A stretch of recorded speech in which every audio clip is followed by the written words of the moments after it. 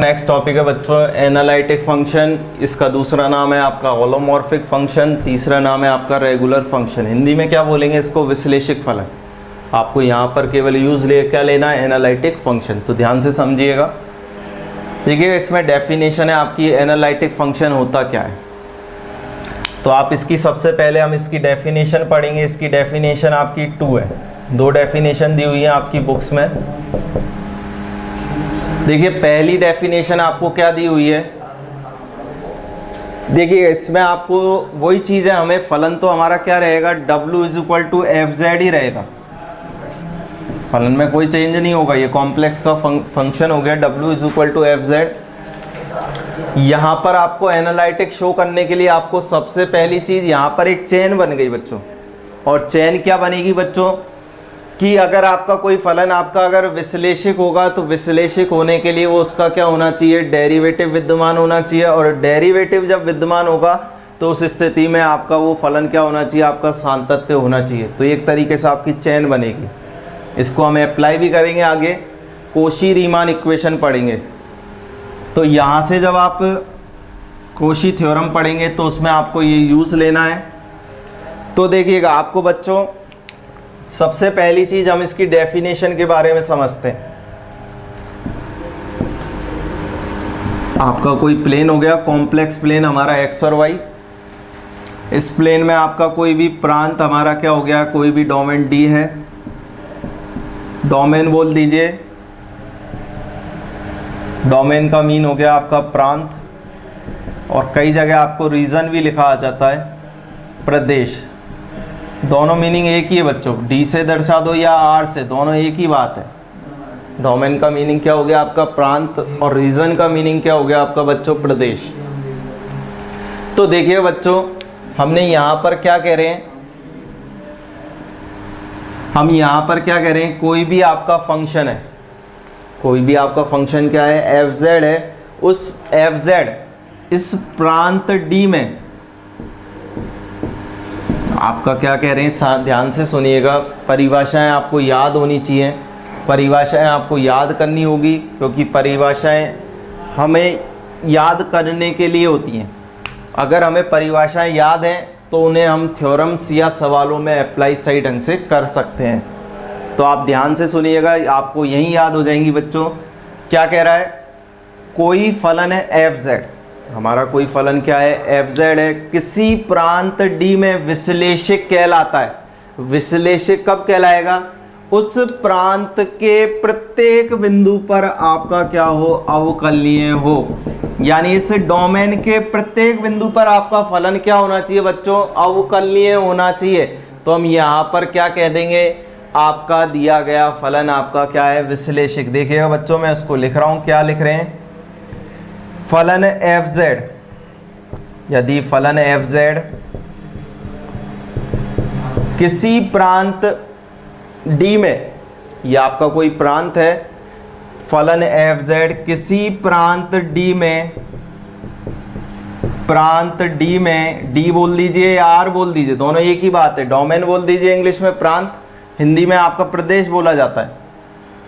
प्रांत D में विश्लेषिक कहलाता है, विश्लेषिक कहलाता है यदि उस प्रांत के, यदि वह फलन, यदि फलन FZ, आप क्या बोलेंगे?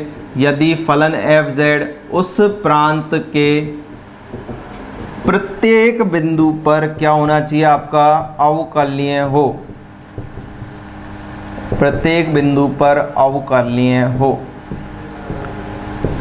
नॉर्मल डेफिनेशन है। एक फर्स्ट डेफिनेशन आपको ये हो गई, क्या हो गई कि आपको ध्यान रखना है फलन अगर आपका विश्लेषिक कब होगा बच्चों? विश्लेषिक होने के लिए आपका क्या होना चाहिए? इस डोमेन के प्रत्येक बिंदु पर आपका फलन क्या होना चाहिए? विश्लेषिक होना चाहिए। तो ही आप क्या कहोगे? दिया गया फलन प्रांत D में क्या है? विश्लेषिक है। देखिएगा बच्चों यहाँ से आपका एक डोमेन हो गया। डोमेन के आपके ईच पॉइंट, प्रत्येक बिंदु पर आपका फलन क्या होना चाहिए? आपका अवकलनीय होना चाहिए, जहाँ पर आपके कोई भी बिंदु हो सकते हैं। और उस बिंदु पर अगर आपका फलन अवकलनीय है तो हम उसको क्या कहेंगे, विश्लेषक कहेंगे। तो इसलिए मैंने आपसे पहले भी बोला था, तो यहाँ पर एक चेन बन गई, एक चेन रूल हो गया। क्या चेन हो गई कि अगर आपका कोई फलन अगर आपका विश्लेषक है तो वो आपका ऑब्वियसली क्या होगा, अवकलनीय होगा, और अवकलनीय है तो वो क्या होगा, सातत्य होगा। तो यहाँ से देखिएगा इसकी फर्स्ट डेफिनेशन क्या हो गई, हमें याद करनी है, क्या करनी है, यदि फलन f(z) किसी प्रांत D में विश्लेषक कहलाता है। कब कहलाएगा, यदि फलन f(z) उस प्रांत के प्रत्येक बिंदु पर क्या हो, अवकलनीय हो। तो यहाँ पर आपका फलन क्या होगा, आपका विश्लेषक होगा, यानी एनालिटिक होगा बच्चों। अब देखिए हम इसकी सेकंड डेफिनेशन पर बढ़ते हैं, और सेकंड डेफिनेशन पर बढ़ने के लिए हमें क्या करना होगा, देखिएगा जो इसकी बुक में आपको सेकंड डेफिनेशन दे रखी है वो क्या दे रखी है, देखिएगा आपको यहाँ पर सबसे पहली चीज सीखनी होगी नेबरहुड। नेबरहुड आपने पढ़ा हुआ है रियल में। अगर हमारे पास कोई बिंदु ए है तो उसके पड़ोसी बिंदु यानी उसके लेफ्ट हैंड डेरिवेटिव यानी LHL और RHL क्या हो जाएंगे, a माइनस के डेल्टा और a प्लस डेल्टा हो जाएंगे। ये हमारी कोई रियल लाइन है, इस रियल लाइन पर हमने कोई बिंदु a ले लिया, इस a बिंदु के आपके नेबरहुड यानी उसके पड़ोसी क्या हो गए, a प्लस डेल्टा और a माइनस डेल्टा। तो ये हम पहले पढ़ चुके हैं रियल में। आप इस तरीके से वहाँ पर रियल में आप नेबरहुड की डेफिनेशन डिफाइन करते थे। देखिएगा बच्चों यहाँ पर हम कैसे डिफाइन करेंगे, आप देखिएगा आप क्या बोलेंगे, किसी आपको देखिए यहाँ क्या करना है, वही फलन आपका f(z) होगा। फलन f(z) किसी बिंदु z0 पर विश्लेषक कहलाता है। यहाँ तक आपको बस यहाँ पर हम क्या दे रहे हैं, एक प्रांत D की, यहाँ पर हम किसकी डेफिनेशन बोली है, D के यानी प्रांत की डेफिनेशन है। और यहाँ पर जो सेकंड डेफिनेशन दे रखी है वो आपको पॉइंट पे डेफिनेशन दे रखी है। बच्चों दोनों डेफिनेशनों में डिफरेंस क्या है, जो पहली वाली डेफिनेशन है वो हमने किसके लिए प्रूव की है, यानी आपने किसके लिए विश्लेषक बनाया है, उसको प्रांत D में विश्लेषक बनाया है। यहाँ पर हमने जो बोला है वो प्रांत D के लिए बोला है, यानी ये जो डेफिनेशन है वो क्या होनी चाहिए, फलन f(z) किसी प्रांत D में विश्लेषक कहलाएगा यदि f(z) उस प्रांत के प्रत्येक बिंदु पर अवकलनीय है। यहाँ हम किसकी डेफिनेशन बोल रहे हैं, बिंदु पर बोल रहे हैं, यानी फलन f(z) किसी बिंदु z0 पर विश्लेषक कहलाता है। आगे समझिएगा। अब देखिए अब यहाँ पर दोनों में डिफरेंस आपको पता चल रहा है। यहाँ तो हम बोल रहे हैं प्रांत D में, यहाँ बोल रहे हैं किसी बिंदु z0 पर आपका क्या कहलाएगा, विश्लेषक कहलाएगा। कब कहलाएगा, यहाँ गौर कीजिएगा इस डायग्राम में। अब देखिए ये हमारा कोई भी आपका कॉम्प्लेक्स प्लेन हो गया, रियल एक्सिस और इमेजिनरी एक्सिस। तो इस कॉम्प्लेक्स प्लेन में आपका कब कहलाएगा, किसी बिंदु z0। देखिए हमने z बराबर x प्लस आयोटा y का फलन होता है, z is equal to 3 plus 4 iota होगा। कोई भी एग्जाम्पल ले लिया तो इसका पॉइंट क्या बनेगा, x, y आपको पहले ही बता चुके हैं, इसका पॉइंट क्या बनेगा 3, 4। तो यहाँ पर जो f(z) है वो किसी बिंदु हम क्या बोल रहे हैं z0 पर, तो z0 आपका क्या होगा, इस आर्गेंट तल में विद्यमान होगा, यानी सम्मिश्र तल में आपका कोई बिंदु क्या होगा, z0 होगा। तो यहाँ पर हम क्या बोल रहे हैं बच्चों, z0 पर विश्लेषक कब होगा, जब होगा यदि f(z) क्या बोलेंगे, f(z) कब बोलेंगे, यदि f(z) कब होगा बच्चों, यदि f(z) z0 के कम से कम एक प्रतिवेश के, यानी आपका जो z0 है इसका जो प्रतिवेश बनेगा। अब देखिए प्रतिवेश आपको मैं बता चुका हूँ रियल में। आप कोई ए बिंदु है इस रियल एक्सिस पर, इस पर इसके आपके नेबरहुड क्या बनेंगे, a प्लस डेल्टा और a माइनस डेल्टा, ये इसके क्या हो गए, नेबरहुड हो गए। तो लेकिन हम यहाँ पर जब कॉम्प्लेक्स प्लेन में बात करेंगे तो कॉम्प्लेक्स प्लेन में आप किसके लिए बोलेंगे, एक सर्कल के लिए बोलेंगे। यहाँ पर जब हम इसका नेबरहुड बनाएंगे तो वो एक क्या होगा, एक सर्कल होगा। यहाँ जब हम इसके लिए बात करेंगे तो यहाँ पर जो इसके लिए बात करेंगे वो क्या चीज़ होगी, सर्कल होगी। तो यहाँ जो भी चीज़ हम डिफाइन करेंगे नेबरहुड की, यानी उसके प्रतिवेश की, उसको किससे डिनोट करेंगे, एक सर्कल से। और इस सर्कल में जो भी आपके डेल्टा प्रतिवेश, आपका जो डेल्टा क्या हो गया, आपका एक प्रतिवेश हो गया। इस प्रतिवेश में प्रत्येक बिंदु पर आपका क्या होना चाहिए, अवकलनीय होना चाहिए। यानी आपका ये फलन आपका प्रत्येक बिंदु पर इसके प्रतिवेश में क्या होना चाहिए, अवकलनीय होना चाहिए। तो यहाँ से हम क्या लिख देंगे, यदि z0, क्या लिख देंगे, फलन f(z) किसी बिंदु z0 पर विश्लेषक कहलाता है यदि z0 आप क्या बोलेंगे, यदि f(z) z0 के कम से कम एक प्रतिवेश में आपका क्या होना चाहिए, अवकलनीय होना चाहिए।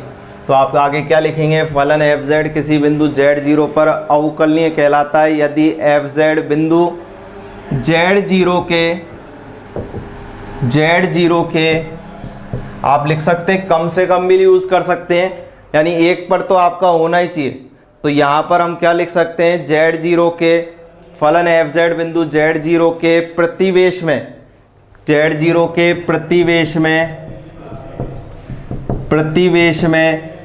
प्रतिवेश के प्रत्येक बिंदु पर, आप ये लिख दीजिए, प्रतिवेश के प्रत्येक बिंदु पर अवकलनीय हो,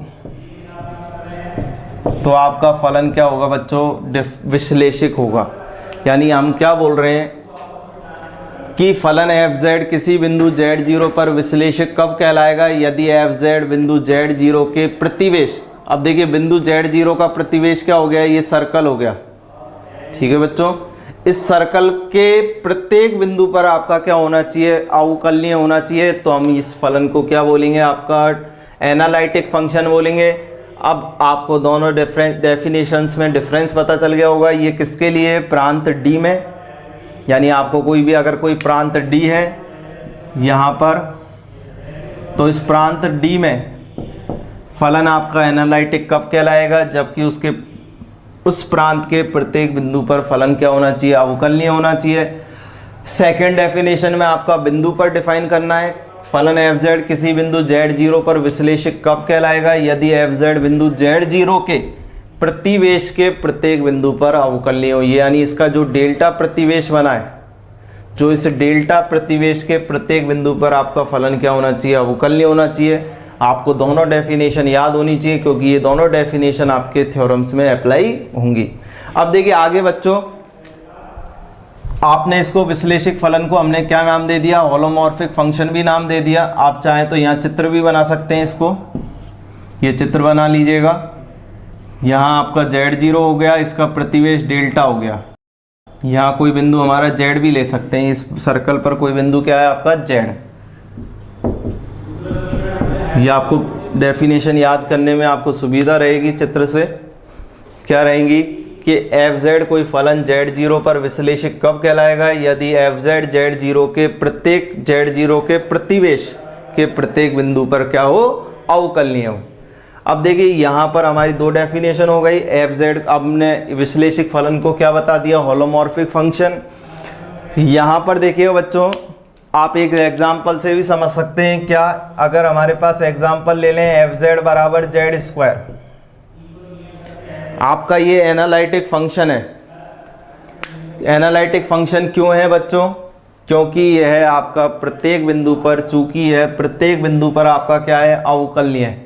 विश्लेषक होने के लिए क्या होना चाहिए, आप लिख सकते हैं, एग्जाम्पल देके शो कर सकते हैं, जो कि विश्लेषक फलन है, विश्लेषक फलन है जो चूंकि यह प्रत्येक बिंदु पर, कारण दे देंगे, चूंकि यह प्रत्येक बिंदु पर अवकलनीय है, प्रत्येक बिंदु पर अवकलनीय है। आप इसको शो कर सकते हैं। पहले आप अवकलनीयता दिखा दीजिए, और अवकलनीयता दिखाने के बाद आप क्या दिखा देंगे, चूंकि प्रत्येक बिंदु पर अवकलनीय, तो आपका फलन क्या होगा, विश्लेषक होगा। अब देखिए लास्ट में हमारा एक डेफिनेशन और आती है इसमें, विचित्र बिंदु की। किसकी डेफिनेशन आती है, विचित्र बिंदु की। ये सिंगुलर पॉइंट, आपका अलग से चैप्टर भी है इससे। सिंगुलर पॉइंट क्या होगा बच्चों, आपका देखिए ऐसे बिंदु जिस पर फलन क्या ना हो, विश्लेषक नहीं हो। आप क्या बोलेंगे, विचित्र बिंदु कौन से होंगे, ऐसा फलन जिस पर या क्या बोलेंगे आपका, ऐसा बिंदु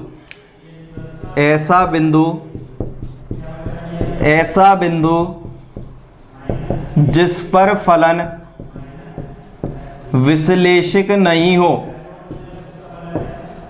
विश्लेषिक नहीं हो, वह आपका क्या कहलाएगा? वह विचित्र बिंदु कहलाता है, विचित्र बिंदु कहलाता है। यानी आपको ऐसा पॉइंट है जहां पर फलन क्या ना हो? विश्लेषिक नहीं हो। यानी विश्लेषिक का मीनिंग हो गया आपका डिफरेंशिएबल नहीं हो। यानी इट मीन्स आपको कोई फलन दे दिया एफ जेड बराबर में 1/z-1, हम क्या बोलेंगे? At z is equal to 1 पर आपका फलन क्या नहीं है?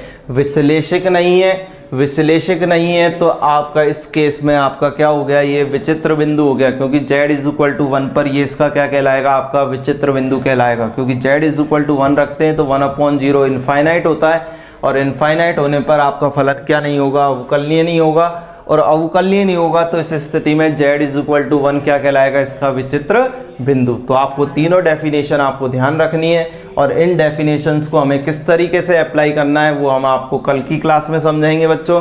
अब देखिए आपको आगे क्या काम करना है बच्चों, आपको फर्स्ट, सेकंड, थर्ड और फोर्थ लेक्चर को ध्यान से पढ़ना है और उसको समझना है।